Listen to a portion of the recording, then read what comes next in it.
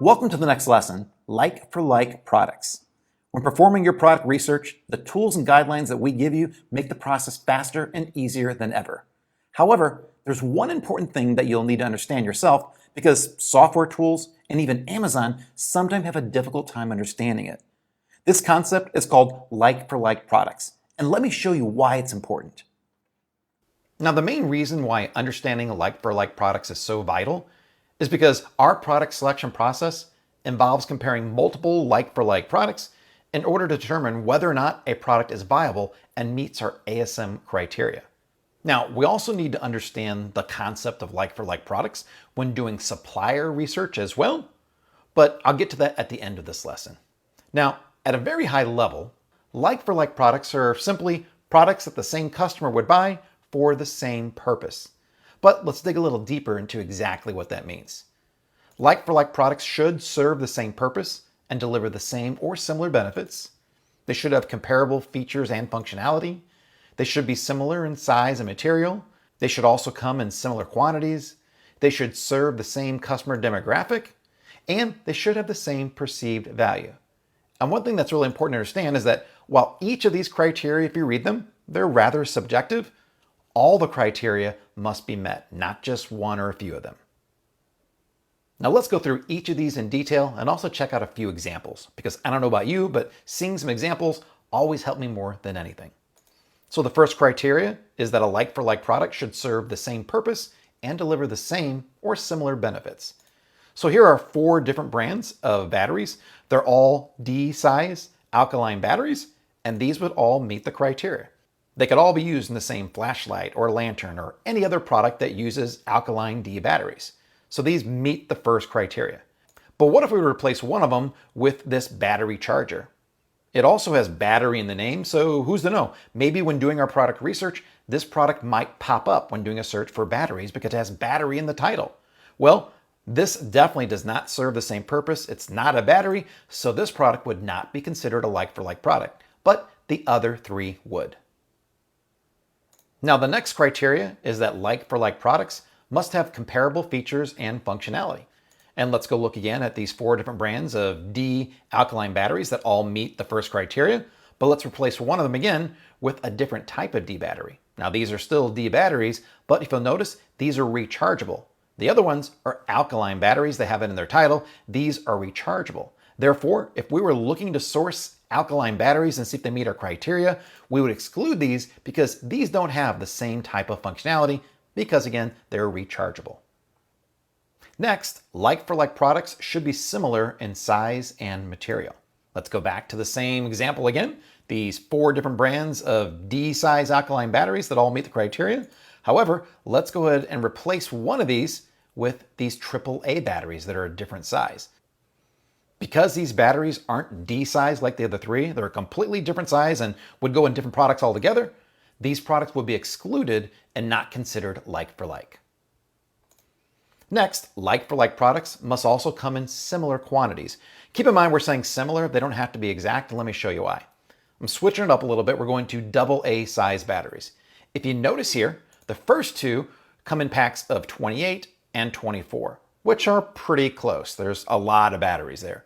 But the third one only comes in 8, which is a lot less than 28 or 24, and the 4th one comes in a pack of 100.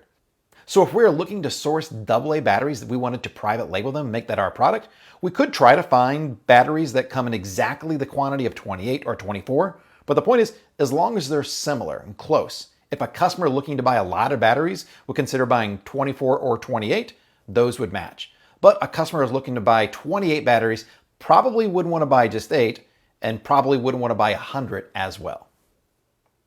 Next, like-for-like products should serve the same customer demographic. And let's switch things up a little bit here and look at some body wash. If you notice the first 2 over here, they're men's body wash, Old Spice Hydro Wash and Old Spice Fiji. So if we're looking to source body wash for men, then those 2 would be considered like-for-like. However, the third one is for kids and the 4th one is for women, so those would not pass the like-for-like if we're looking for men's body wash. Now, the final criteria is that like-for-like products should have the same perceived value. And to demonstrate that, let's look at these Casio watches. They may be pretty expensive, but they're actually kind of back in style. If you notice, all these are very similar products, similar price ranges as well. So if I were looking for an inexpensive Casio watch, all of these could be considered to have the same perceived value. But what if we were to replace two of those with these two watches? The diesel watch costs almost $220, so a little over $218. That definitely is a lot more than any other Casio watches, about 15 times more. And the Rolex costs almost $140,000 for that watch. So neither of those two would be considered like-for-like products if I were looking for some type of inexpensive Casio type watch. Keep in mind, however, that Rolex that costs $139,000, if you want to pick one up, it does come with free shipping. Now, near the beginning of this lesson, I mentioned that understanding like-for-like products is important when searching for potential products on Amazon and to make sure that they fit our ASM criteria. However, I also mentioned that it comes into play when you're looking for suppliers to make those products as well. And to demonstrate, let's look at these pop-up safety nets you can put onto kids' cribs. Now, the first three right there are very similar. They're simply these pop-up nets that you attach to a crib.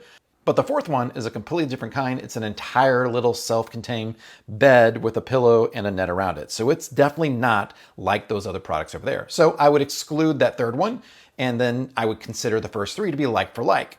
But after we look for products on Amazon, and again, you'll learn how to do this shortly, we're gonna go look for suppliers to make these different types of products.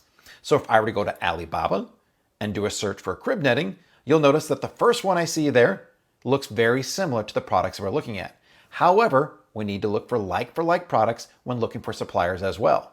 So this second product, that's not really anything similar. It's not a pop-up type netting. It's more like a canopy, like a girl's bed might have. So that would not be a product I'd want to look for on Alibaba. And the third one as well, that's not a pop-up type netting.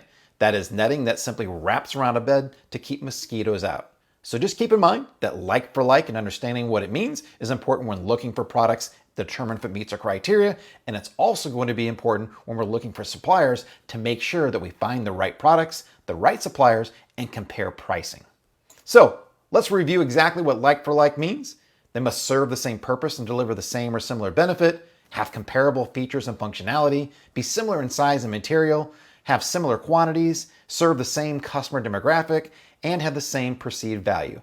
And remember, while each one of these is definitely subjective somewhat, all the criteria must be met, not just a few of them. So that's it for this lesson. While we covered all the details for determining like-for-like products, it'll become much easier for you as you actually get in and start doing product research, which is exactly what we're going to do in the next lesson. So head on over to the next video and let's start looking for your first product.